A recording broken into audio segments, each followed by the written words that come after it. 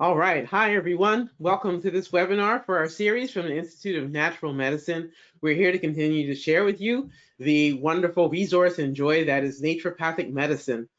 Today, we have two amazing people as part of our interviews of subject matter experts. And in particular, for our natural medicine house call, we'll be talking about the power of the mind-body connection. One of the key tenets of naturopathic medicine is to treat the whole person. It's more than a marketing slogan. It's a logo rather. It's something that we've been doing for centuries successfully. And in this series, we're looking to give you an opportunity to take a peek behind the curtain so that you can better understand what it is that naturopathic medicine does that is distinct from other forms of healing and other kinds of approaches to caring for health. And in this case, we have two great practitioners today who will show you the power of the mind-body connection. We're so excited to have you back. If you're joining us for this is the number 3 of 5 in the series. The first week we spoke on nutrition and the role of nutrition in health and healing. The second week was focused on exercise and its role that it plays in our medicine and for our patients. Looking forward, in the fourth weekend, next week, we're going to take up at-home remedies, what you might have in your at-home medicine cabinet. And the last week, in the early August, will be related to hands-on approaches that naturopathic doctors use to help people feel better, stay healthy, and be well. So welcome back, and I hope you enjoyed today's subject matter experts. Dr. Yates is going to introduce our first guest. All right. Thank you so much for that, Dr. Rothenberg. Today, we welcome Dr. Nicola Dellinger. She has received her BA in International Health from Brown University in 1997, graduating with honors. Dr. Nicola graduated from the Southwest College of Naturopathic Medicine in Tempe, Arizona in 2004. She is the founder of Pura Vida Natural Healthcare in Durango, Colorado, where she sees people locally and online. Dr. Nicola is an expert in the treatment of anxiety, depression, and insomnia. Anyone who's experienced those problems know how deep-rooted they can be, and that often the way out is to absolutely get professional help. By connecting people back to themselves, she is able to minimize supplements and medications as her patients become empowered to heal themselves. This is a core tenet of naturopathic medicine, that much of the healing power of nature and wisdom resides within any individual patient. We simply are here to help you unlock it. Dr. Nicola welcomes all patients, regardless of age or ailment, who are willing to invest in themselves.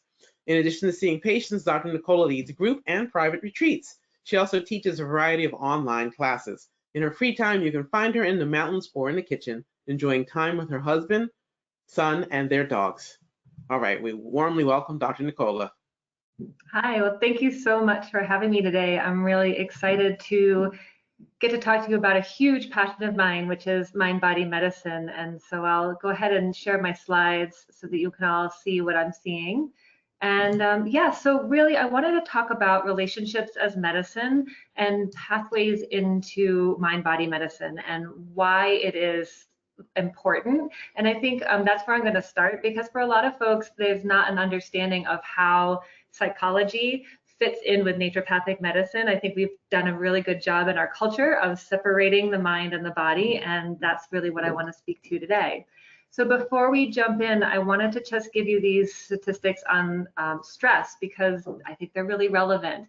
Of all visits to primary care physicians, of which naturopathic doctors are considered primary care physicians, 75 to 90% are for stress-related complaints.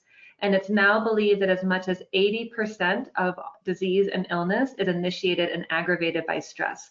So that means that most of what any of us see, be it MD, ND, acupuncturist, energy worker, we're looking at physical manifestations of psychological and mental impacts of living in our world.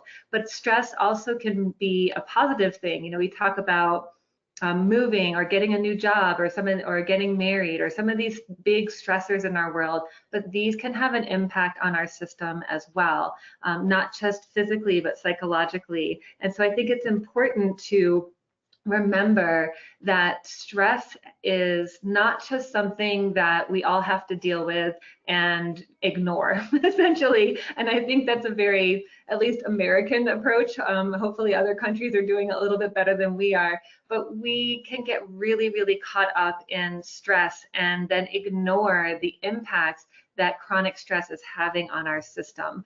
And so I really think it's important, and I'm thrilled to be having this conversation today. So what is mind-body medicine? Well, I think there's an infinite amount of definitions of what this means. And first and foremost is that there really is no separation between the mind and the body. And we've come into this physical versus mental health status, where physical health is actually treated in different offices than mental health is, which doesn't actually make any sense, because how we think, our patterns, our emotions, our relationships all have a very huge impact on our physical health. And certainly the quality of our physical health and what we're putting into our physical body, the amount of sleep we're getting, movement, that sort of thing, is of course going to have an impact on our mental and emotional well-being. And so when we say mind-body medicine, I think we're attempting to bring things back together and look at the system as a whole. A big part of mind-body medicine is listening to the stories of the body so that we can interpret these signals correctly and then restore balance. So there is a myriad of different mind-body techniques and modalities. Dr. Nave will be talking about more of that in detail in a little bit here. But really the underlying point is, how do we slow down, and are we willing to listen to the stories of our past, to the stories that are going on in our current state of being, and then also to the messaging of our body, and really looking for what is actually causing dis-ease in the system, because the system is not a haywire set of symptoms, and we'll jump into a little bit more of what I mean there in just a minute. Sorry, I'm looking at my timer. So how does this blend into naturopathic medicine? Because again, for a long time, I think it was kind of like, at least when I went through school, we definitely got some counseling and some mind-body medicine, but as I was going through school, it felt like it was lesser than. It was not as important. It was kind of the last thing on the treatment plan. And so as I've spent more and more years diving into naturopathic medicine, but certainly enhancing my toolkit of mind-body modalities and interventions, I realized that this is actually the perfect dovetail, because some of the most important naturopathic principles, as I think they relate to mind-body medicine, are, the first one is Tolle Totem, and that means treat the whole person. And so again, we can't, if someone comes in and sees me and they're dealing with high blood pressure, heart disease, that sort of thing, for me to not address their relationships to themselves, to others, to food, to people in their lives, to stress, to work, I'm going to be doing a real disservice and end up with a continual supply of supplements that's maybe ever growing, but not really getting to the crux of what's going on in the whole system. And so that's really a major philosophy and objective of using mind-body medicine. Another one would be Tolle Causam, which is treat the underlying cause.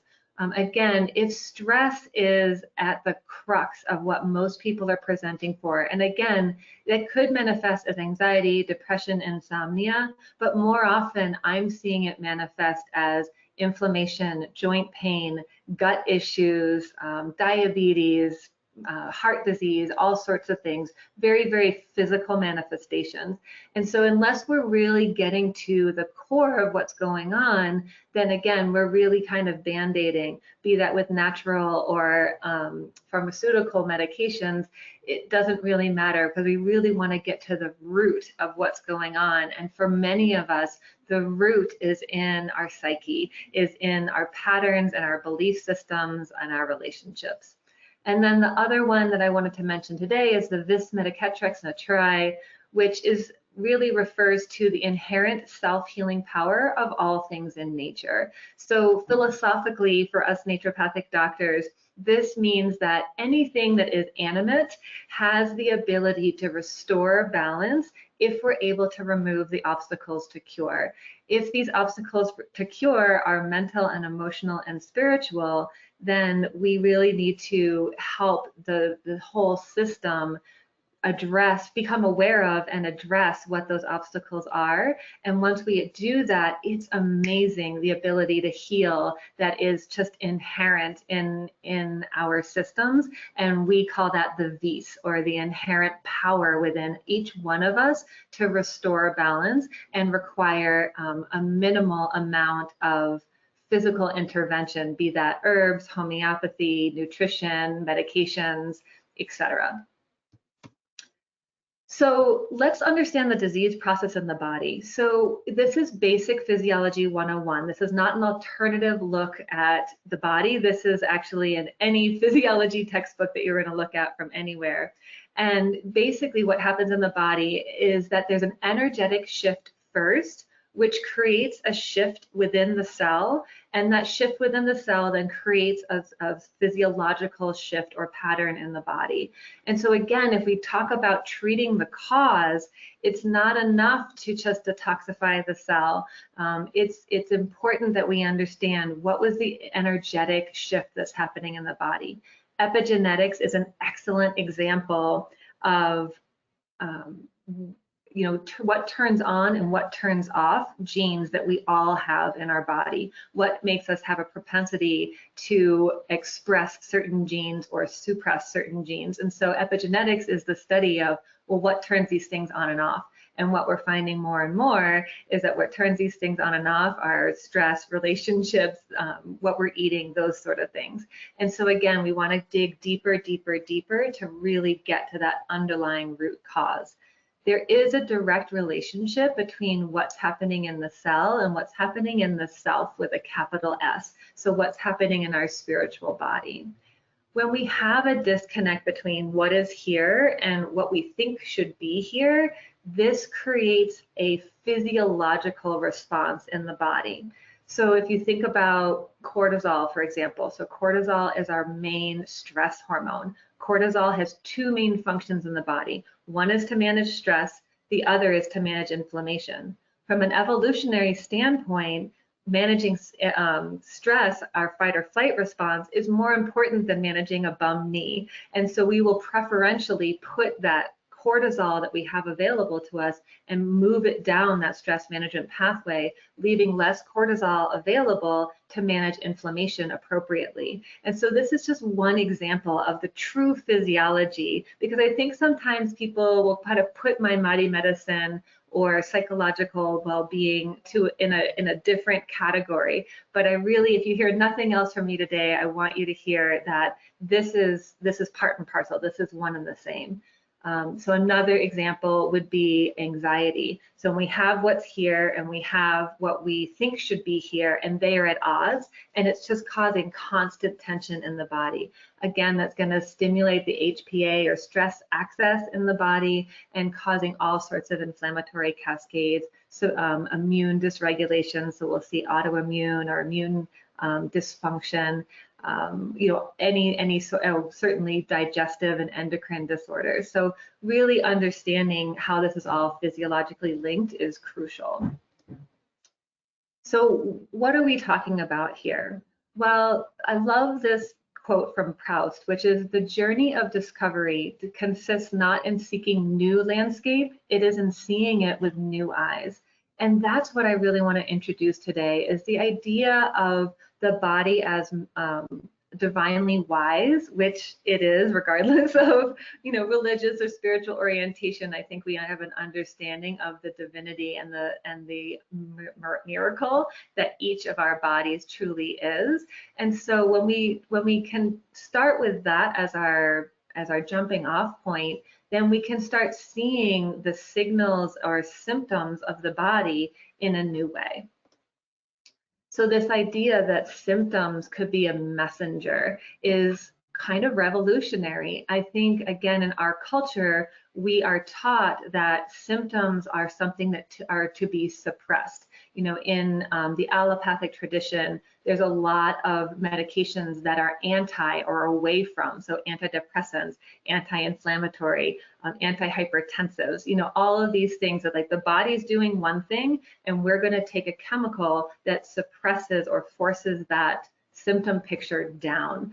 That is certainly one way of approaching it. However, what if your disease state or symptom picture were telling you a story or actually trying to guide you into the places in your life where there could be more healing, there could be more water, there could be more communication, more open communication from our heart. And so this idea that disease tells a story, not just about our cellular physiology and our diagnosis, but about ourself and our life. And so the question that I would offer you is, what if your body was a divinely orchestrated machine and all of your symptoms were actually a call to bring you back into alignment?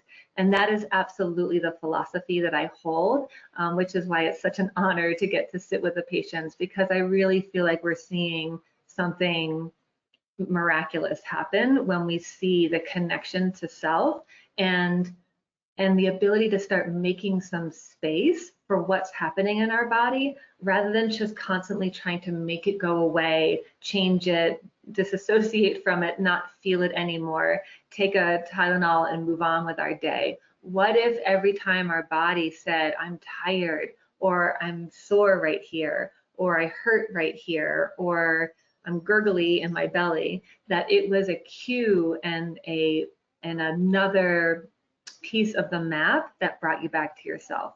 My favorite analogy to use here is this idea of a mechanic. If the check engine light in your car went off and you took it to the mechanic opens the hood, looks underneath, and finds the wire to the check engine light and just clipped it. And he, you know, slams down the hood and says, great, your check engine light is off, that'll be $500. We'd all freak out. This is just not how we have been taught to approach. It's like, well, but what's wrong with the engine? But we do this with our bodies all the time. We are constantly cutting that check engine light. And so I think it's important to, you know, actually be curious around what the engine needs, because I guarantee you your body is a more important vehicle than your automobile.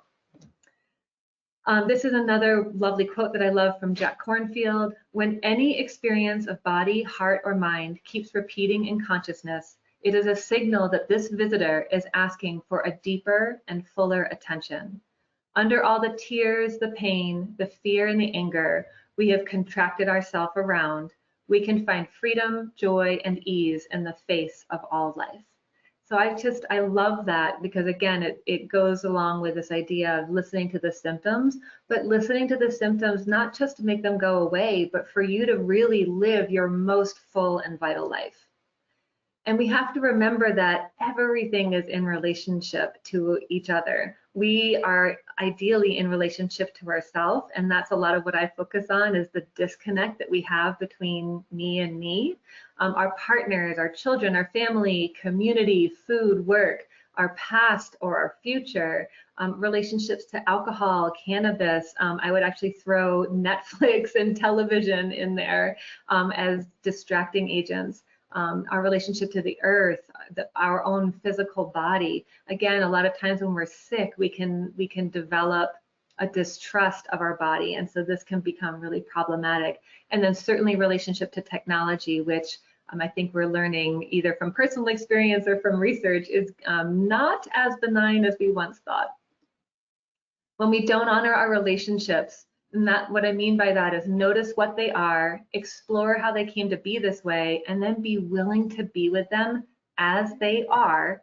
It's really, really difficult to make lasting change. So most people who seek out naturopathic doctors as someone to guide them along their path know that they need some sort of change in at least one part of their world, if not a variety of places.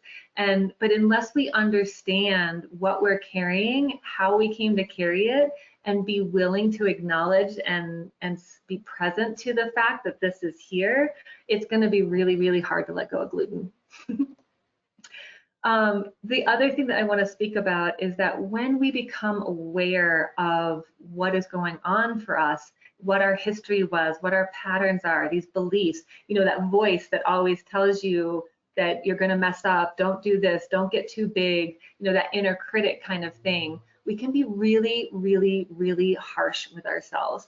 And that inner criticism can, again, manifest in physical, mental, emotional, or spiritual dis-ease. And so when we become aware, it's much easier to foster compassion and empathy. And what's fascinating, for a long time, we thought that the brain was kind of the static thing. And once these neural pathways were created, then that's just how it was. Once there was brain damage, that was it. There was no chance of regrowth. We now know that that is not true, even a little bit. And that simply feeling empathy can create new neural pathways. Feeling empathy for ourselves allows us to do this, but then certainly the more empathy we can feel for ourselves, the more genuine empathy and compassion we can feel for others. So this actually creates a new pathway for the brain to return to a calm state. So when we're constantly berating ourselves or criticizing ourselves, we're creating more like physiological discord in the actual brain, in the mind. And when we can show up with empathy, understanding, and compassion, we physiologically create more ease and peace in the brain. And this is from one of my mentors, Dr. Paul Epstein, who's in Connecticut. When you change the way you look at things, the things you look at change. When you change the way you be with things, the things you be with change. And my understanding of what he means by this is when we can shift our perceptions, we actually see through new eyes, and that allows us to have access to far more resources than we have if we're too focused or feeling really rigid in how we're approaching things. So what do we do with all this information? Well, this is a real brief snippet, but I wanted to leave you with some take-home points around some keys to healing. And again, this is healing whatever is going on in your system. Number one, slow down. And again, I think that that mind pattern can have us moving very, very quickly. Well, the mind, when it feels the suffering or the pain or the fear of the heart, doesn't want us to feel it. The mind or the critic is actually trying to protect us from feeling into things that it's deemed uncomfortable. And so it will speed up really, really quickly. And once it's identified a problem, it's going to churn until it finds a solution. And so if you can slow down and just simply become aware, wow, I'm really like, right now we're living in the time of COVID. I've got a 10-year-old son, and I'm like, do I send him to school? Do I not send him to school? Do I homeschool? Wait, what do we do here? Do we, find a tutor? There's so many questions. And this morning, early on, I woke up, kind of trying to chew on what the solution is. But I was able to slow down and notice, oh, I'm worrying, and just simply labeling that as worry, or I'm perseverating, or I'm future tripping, or in the past, can help just bring some more spaciousness to this and allow us to breathe through it. Hey, I'm aware that my mind is really busy as I'm chewing on school options for my son. Am I willing to be with myself as this worry is present, rather than make myself wrong for it or beat myself up or not let myself rest until I figured out a solution, because we've only got 5 or 6 weeks until school's supposed to start. Again, so I think I mentioned this, notice the judgment or criticism that often comes with our belief patterns, our thought patterns, our choices, our preferences. Ooh, I would love to not go to work today. And the inner critic's like, no, no, no, no, you can't do that. People will think you're lazy and da da da da da da. You haven't earned that, whatever the story is, right? So just noticing that. And you can ask that inner critic, hey, what's your underlying intention? Well, I don't want you to get fired, or I don't want you to lose colleagues at work. Well, guess what? We can be in alignment with that, because we don't want to get fired either. And so once you can align with that inner critic, then it's going to be much, much easier to not spin out and be harsh on yourself. My favorite phrase is, I'm doing this. I chose that. I snapped at my kid. I, got in a fight with my best friend, and I love myself anyway. And this is the key to making true change, because if you want to sit down and numb out to Netflix for 4 hours and eat a tub of ice cream and a bag of chips, you know, it's how we're showing up in relationship to ourselves that's going to make this more or less damaging to the system. If we can say, I ate a pint of ice cream and I love myself anyway, that's very different than I ate a pint of ice cream and I hate myself and I'm stupid and I promised I would give up sugar and that sort of thing. So use your body as a guide when you're making decisions or making choice. And so it might be subtle, but just as you close your eyes, you slow down and breathe. Okay, and I'll use my son and the school thing as an example. Like when I think about, you know, allowing him to stay in homeschool and just tutor next year, I get a sense of just a little bit of ease in my system. And when I think about sending him into a new school or trying to find a school that'll fit for him, I get very, very tight. And so, and it's really right here. And so I use it as a cue into, oh, the right choice for me is to continue homeschooling and tutoring and trust that that's enough, right? Because that's my inner wound is, am I enough? Is this enough? So just practice that and play with that. Another phrase I love to use is, if you let yourself know what you know, what is true? Because again, if I come into my heart space and I know that homeschooling is the best option for him, but my inner critic and my mind and my doubts and my conditioning and my culture all come in and it's like instant. It's like within the first 10 or 20 seconds, making me wrong, then I get out of that pattern. So if I let myself know what I know, okay, I know this feels like the better choice in my body. What's true? He should just keep on homeschooling. So thanks for helping me figure this out. And then we get to choose our choice and we get to respond rather than react. So thank you so much for joining me for this brief interview. If you ever have questions or anything like that, please feel free to reach out. I would love to be in touch, and I obviously love to talk about this. So thanks for the opportunity. Thank you so much, Dr. Dellinger. We really appreciate your thoughts and your wisdom. I really love that you took some time to just explain some of the actual physiologic response to stress. I think stress is really what's killing us. And somebody once said to me, well, if you don't have any stress, you're basically dead. So it really becomes our capacity to react in healthy ways to the stressors in our life. Yeah. I also so appreciate your thoughts and your ideas about how the body takes on stress and really how naturopathic medicine, this is at one of the root bases of our work, is helping our patients understand this as well and giving them tools to either get rid of some of the stresses in their life, raise their threshold for feeling stress, dissipate the stress that they have, and how that's so central to naturopathic medicine philosophy. Yeah, we can't change stress in our lives, most of us, but we can change our relationship to it. Absolutely. Yeah, that's definitely true. I like your points about self-care and letting go of self-judgment, because it can so undermine an ability to really fully heal. But sometimes the load is just overwhelming, and we're all human. Everybody just needs that time and space. Thank you so much. That was a wonderful presentation. We appreciate it. Well, thanks so much for hosting this. You bet. I have the pleasure of introducing our next subject matter expert, Dr. Gaynell Nave, who is going to be speaking with us on a relevant topic. Dr. Nave is an Arizona licensed naturopathic doctor and a trauma-informed clinician who practices as a naturopathic educator and consultant in Grand Rapids, Michigan, and beyond.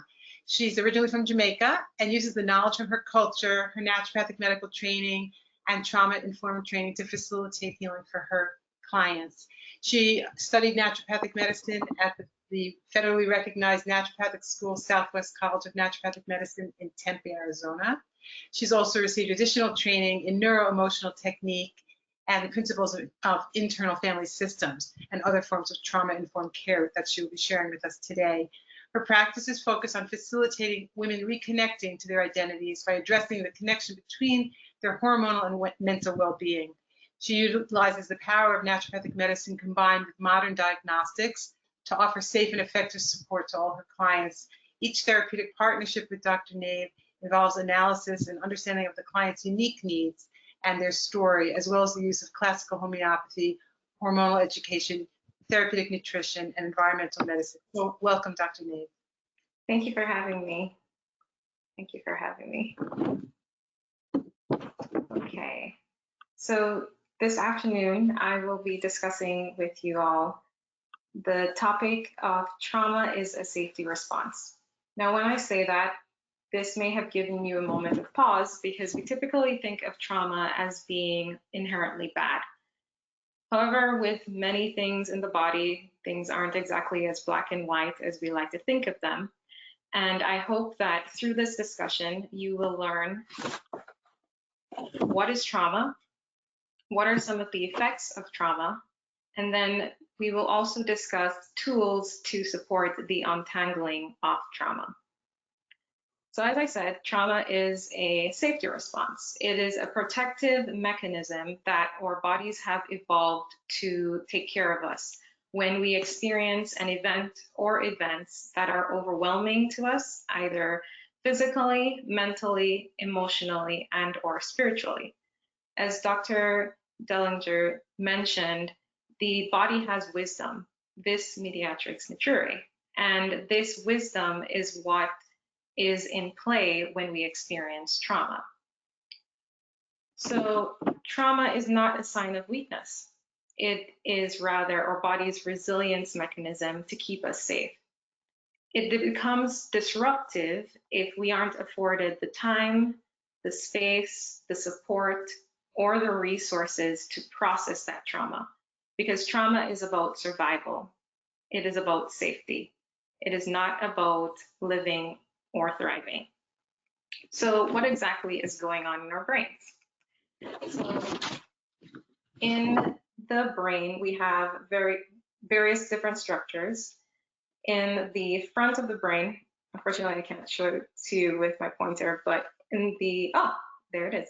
In the front of the brain, right here, is what we refer to as the frontal lobe, or the reasoning brain.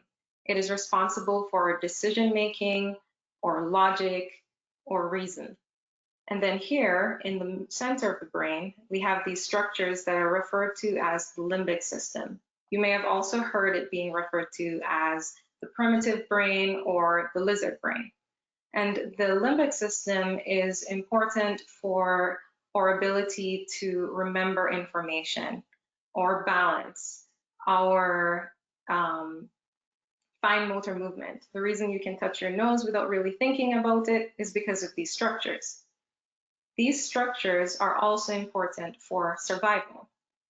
If we experience danger, whether it is perceived or real, this part of our brain is responsible for taking over. Typically, we have our ability to reason and logic. We make decisions, and that covers it. But when we experience danger, making a quick reaction could be the difference between life or death. Unfortunately, our brains haven't evolved to decipher if something is real versus if it's not real. And so when we experience trauma, the connection between the frontal lobe and the limbic system becomes interrupted. This trauma that I'm talking about, even though we're talking about it in reference to the brain structures, it doesn't just exist in the brain. Your brain is connected to the rest of your body via nerves, blood vessels, hormones, and other structures. And so when this change happens in your brain, it is also experienced elsewhere. So you might experience like pupils dilating, your heart racing, feeling palms get sweaty, clammy, having digestive issues, or more. When we experience trauma, our body does as well. Because of this, when we are addressing, untangling, and unlearning trauma, we need to involve our whole self. Dr. Dellinger mentioned this, and I feel like it's important to note that there is no separation between our minds and our bodies, between our spirit and us. All of these components are mental, emotional, physical, and spiritual are all components of who we are. And when we experience trauma, there's this disruption that occurs in the brain, in the body, between the body and the brain, or emotions. There's just this disruption that occurs, and we sense it, we know it. So some of the ways in which trauma can manifest include altered DNA expression. Dr. Dellinger mentioned epigenetics as things outside of the DNA that inform how the DNA is expressed. And when we experience trauma, it affects us epigenetically. So what this means is, since our DNA is the information that our bodies use to make all our hormones or neurotransmitters, basically everything, when this happens, we experience the effects beyond the DNA itself. We might notice an increased sensitivity to stress, increased risk for autoimmune conditions, increased risk for heart disease, hormonal irregularities, diabetes, or mental health disorders. So what this can look like for you is you might notice PMS symptoms, a skipped period, notice really painful periods, anxiety, panic attacks. And on the autoimmune side, ulcerative colitis, endometriosis have been linked to trauma. Fibromyalgia, which is another type of autoimmune condition, have also been linked to trauma. When we experience these things, it can feel disempowering. For myself and many of the clients that I've worked with, when they experience trauma, there's this leaving of the body because the body no longer feels safe. When that occurs, it doesn't just affect us. I mentioned that we get this altered DNA expression. The thing about trauma is that it can pass throughout the generations and become what is considered intergenerational trauma or ancestral trauma. And what can happen with intergenerational trauma is that in addition to the DNA expression changing, there's this decreased threshold for stress, decreased production of cortisol, which, as Dr. Dellinger mentioned, cortisol is responsible for our stress response, our blood sugar regulation, or immune functionality. And in addition to a lower amount of cortisol being produced, our bodies and our brains are primed to be more sensitive to those changes, which is why when someone experiences trauma, whether it is PTSD, anxiety, panic attacks, whatever the form, we may notice this increased risk for these conditions like the hormonal irregularities, diabetes, heart disease, because everything is interconnected. But I have good news. The same mechanisms the body and the brain use to encode trauma can be used to decode them. Like Dr. Dellinger mentioned earlier, it was originally thought that the brain was static, that it wasn't able to change. But I'm here to tell you that is absolutely false. You are capable of healing, you are resilient, your brain is resilient, and we have the capacity to rewrite those experiences that we've had, to improve the connection between our frontal lobe and our limbic system, between our brains and our bodies, or mental health to us. Every aspect that has experienced a disconnect has the possibility and the capacity to reconnect. So how do we go about doing that? So here are some tools to heal trauma. One of them is called emotional check-in. Dr. Dellinger sort of like discussed this a little bit, and I'll talk about it in a little bit more detail. So when we experience trauma, Resmaa Menakem, in his book, My Grandmother's Hands, describes trauma as occurring when things are too much, too fast, too soon. Too much, too fast, too soon. And so when healing from trauma, as it is with most healing processes, it requires a slowing down and checking in on where you are. And so with utilizing the emotional check-in, you're not just experiencing the emotions in the way that trauma happens to you, you are instead noticing, what are the emotions that I'm experiencing right now? Where in my body am I experiencing that emotion? And by doing that, by noticing, that is what we call mindfulness. It improves, it literally creates new neural networks between your frontal lobe and your limbic system. It also improves your connection between your mind and your body, because now you are not only aware of what you're feeling, you're now aware of where this may be experienced in your body. What sensations are you experiencing? And you may notice that as you do this, that there is a release that occurs. In our training as naturopathic doctors, one of the modalities that many of us use is physical manipulation. And when utilizing that tool, we may notice there are knots in the muscles of our clients. Or using acupuncture, we may notice some resistance to the needle going in. For yourself, you may notice if you touch your shoulder, this feels kind of tight. Our body stores trauma, and you may notice that as you work on those knots, as you release those tensions, you might actually cry. You might actually get angry, because those emotions have been stored in your body waiting to be released.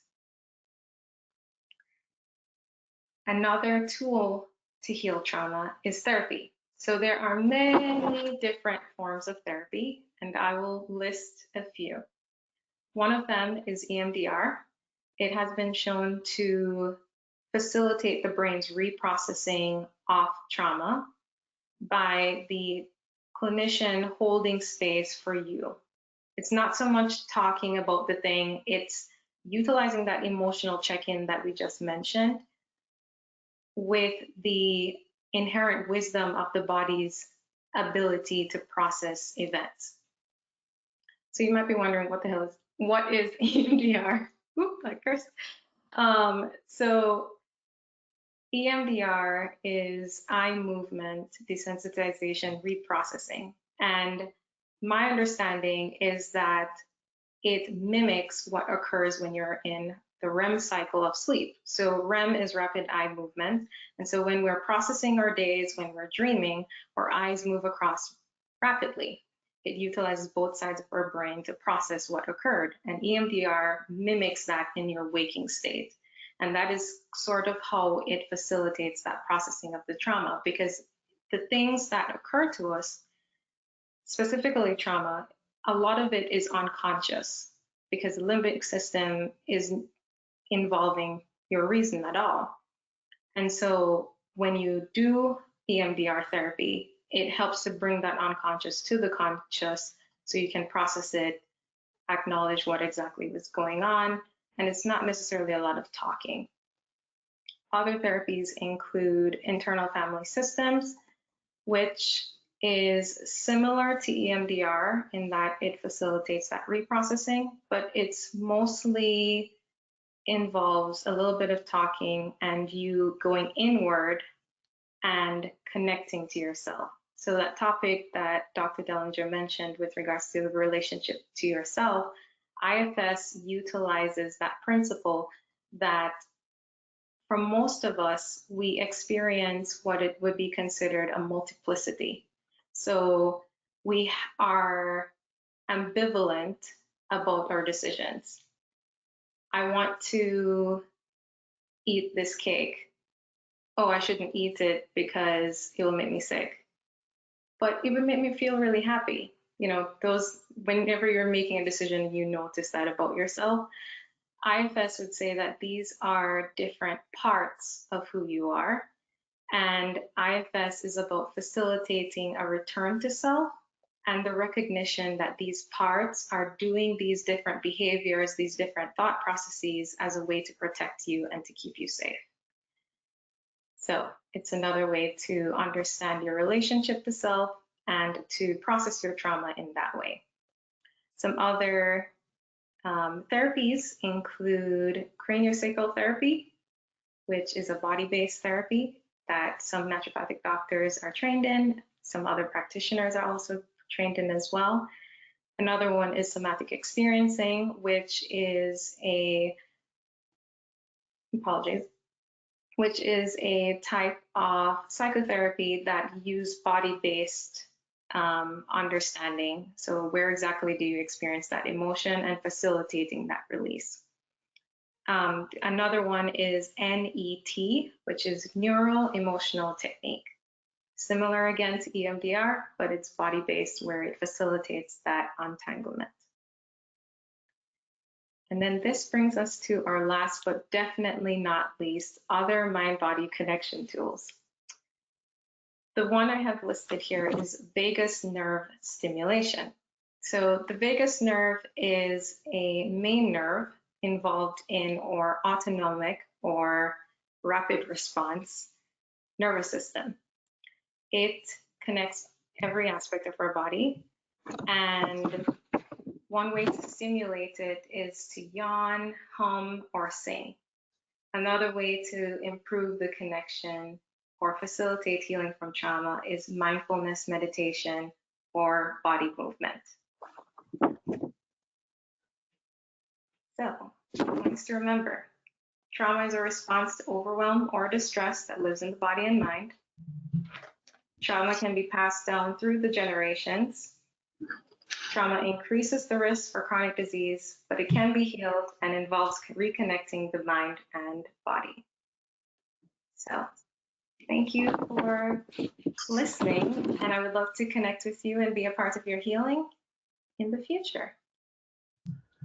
All right, Dr. Nave, thank you so much for a wonderful presentation. That was really clear and compelling, and I particularly appreciate that you mentioned the intergenerational aspects of this, because sometimes people have a present difficulty, and if they can understand perhaps what happened for their ancestors, perhaps with trauma, and then their own lived experience now, and then what might happen for future generations, they come to do that healing work.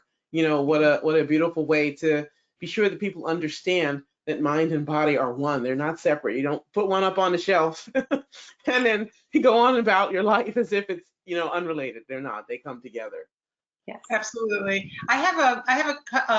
We have open question area on the side that people who are listening live can type in a question.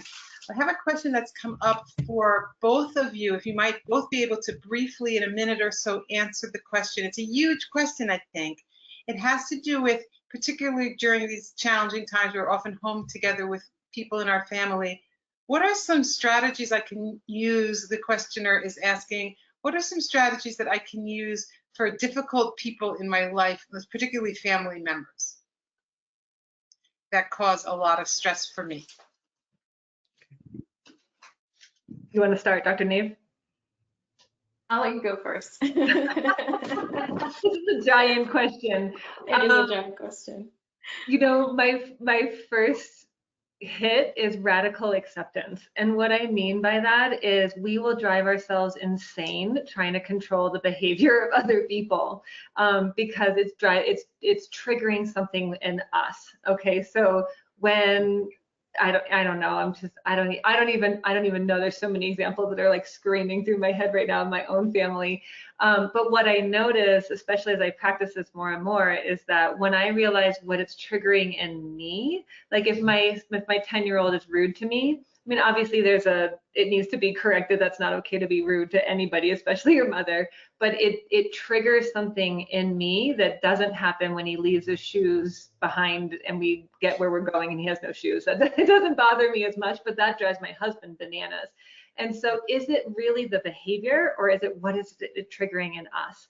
And so a really simple practice that I've been taught is to kind of, okay, this is what's driving me nuts. Like my son, when he's rude to me, is driving me nuts. And I'll like imagine either myself or the situation, and I'm like, and okay, and I breathe and I welcome it into my heart. Like, this is just what's here. Like, can I come to a place of neutral about it?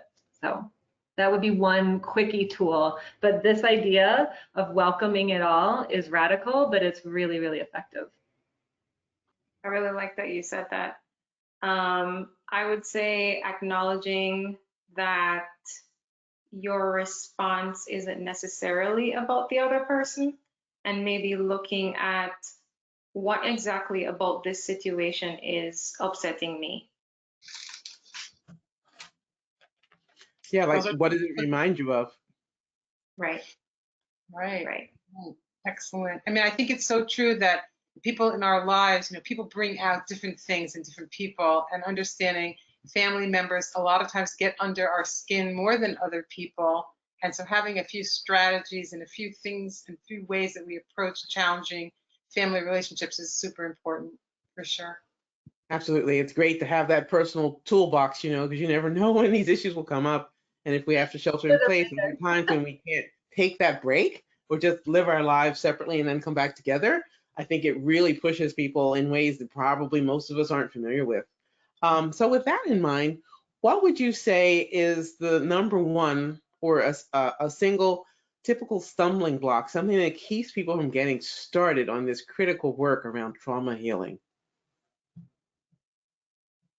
I would say what keeps a lot of people from doing it is the conditioning that we have from society that tells us that our mental health doesn't matter. Or the alternate thing that I see with my clients is that their family, like when I talk about the intergenerational trauma piece, for example, everyone in my family is anxious. We're just anxious people. So the dysfunction and the dis-ease is seen as the status quo or what is normal. And if you seek help or want to heal, that is seen as abnormal. And so that's mostly what I see in terms of a stumbling block is we're trained to suffer, and that suffering is a sign of, I guess, excellence. It's kind of like the rat race kind of mentality. Like it's some sort of virtue, perhaps? Sorts. Yeah. Yeah. Okay, suffering as virtue. Okay.